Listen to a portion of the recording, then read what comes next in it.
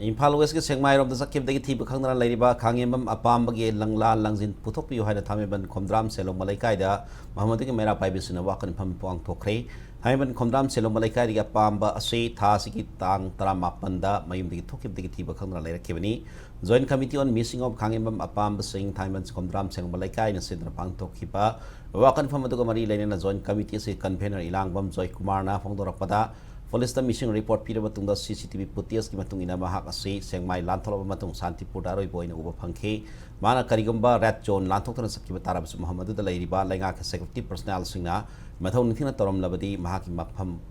khangnam gadabani asing matho wasi makha tana thoktana ba lainga su security personnel singda akan instruction pidana mathau nithina Pangthokhre biu Haina appeal tauri loina Wakat Meepham saru yakibi Apamba ki loina mi kamalana lainga na mahaki Manipuri bi Langla Langjin Puthokpiyu Haina mari laina basangi puning singsil lakle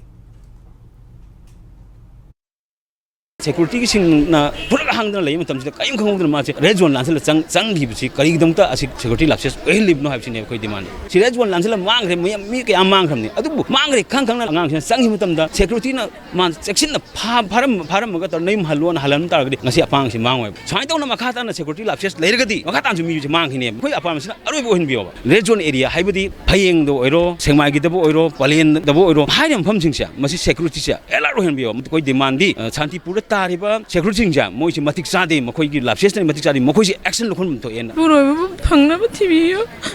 अपिक पैसा जे हिंगमगा मोइ पुरो याउदना इ पुरो बिन सुरु no सामने इ पुरो जे फंगना लाना दिन पुथोबियो मा फंगना थिबियो